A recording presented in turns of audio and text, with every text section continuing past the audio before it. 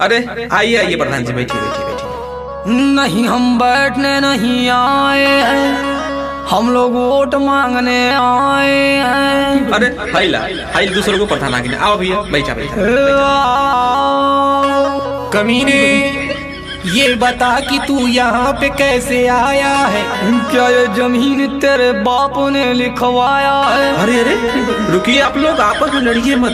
पहले आप लोग ये बताइए कि जीतेंगे तो गांव की जनता के लिए आप लोग करेंगे क्या? पहले ये बताइए।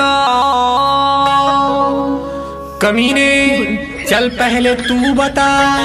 मैं मुखिया बन गया तो बिजली बिल बढ़ा दूंगा।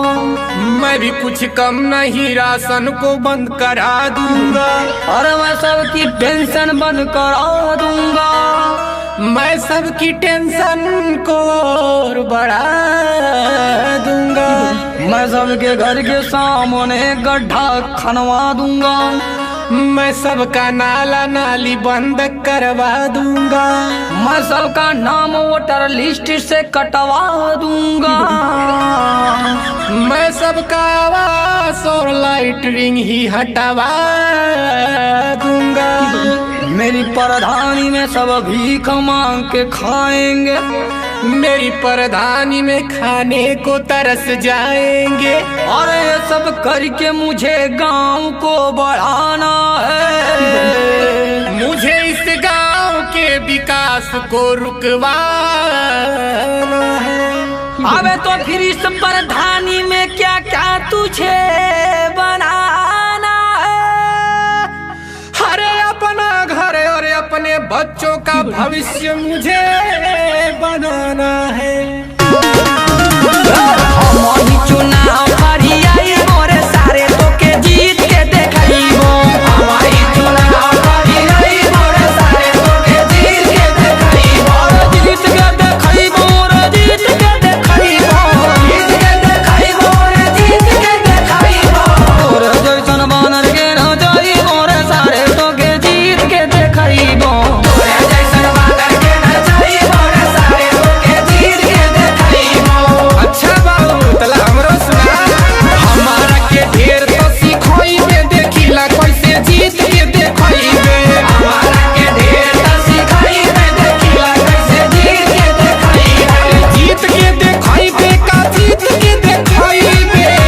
देखइबे का जीत के देखइबे। कुकुर लेकर पोछिया हिलाइबे तो घरे घरे लात जूता खाइबे। तोले का पोछिया हिलाइबे त घरे घरे लात जूता खाइबे। अबे तू बोल। तुझे मालूम नहीं मैं कितना बड़ कमीना हूँ।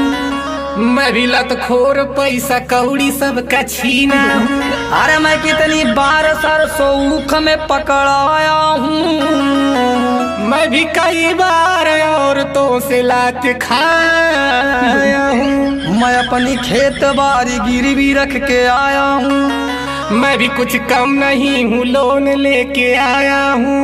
मेरे छीनरपन के गांव भर में चर्चे हैं। अरे मेरी गर्लफ्रेंड के भी बड़े बड़े खर्चे हैं। और तो फिर बता कि तूने कोई अच्छा काम किया कि नहीं? अरे मैंने जिसका लिया उसको वापस कभी दिया ही नहीं। और हो गई लुमार बाबू करी लाठी नारापान, करी लाठी नारापान, हो करी लाठी नारापान। हमारा से बेसी केहू करे ना फुहारापन। करे ना फुहारापन, हो करे ना फुहारापन। अरे हो गई लुमार बाबू करी लाठी नारापान। हमारा से बेसी केहू करे ना फुहारापन। कोटा वाला, कोटा वाला चावल देती कोई मोरे बाबू तो के जीत के देखइबो। कोटा वाला चावल बेची खाई मोरे बाबू तो के जीत के देखइबो। कौआ नियन के तनो चिल्लाइबे, देखिला कैसे जीत के देखइबे। पानी के तनो चिल्लाइबे, देखिला कैसे जीत के देखइबे। बाक्सारे बोल। अबे चल हट, तेरे जैसे को मैंने देखा है। तेरे जैसों को यूं उठा के मैंने फेंका है। अरे कंजूस मक्खी चूस सारे हौए तू। हवे सारे चोर बेच के खाई जाइबे गाँव में तू। आई तोर भाड़ा वाली भीड़ भागी जाई रे। हवे लत खोर तो के केहू ना जिताई रे। भाग जाए सार का प्रधानी लड़े अइला। जनता निसार चाय पी के तो सखैला। अरे चोर भिखा मांगवा तू कबहू न जीत पाइबे रे। अरे जी तब हम प्रधानी सारे हमके तू का हरइबे रे। अरे कहू ना ओटावा तू पाइबे रे बेटा। हमरा संगे बाड़े बाबू बड़े बड़े नेता। अरे कहू ना ओटावा तू पाइबे रे बेटा। हमरा संगे बाड़े बाबू बड़े बड़े नेता। आवे दे हाँ तो आवे दे रिजल्ट तब बताई मोरे बाबू घरे डीजे बजावाई।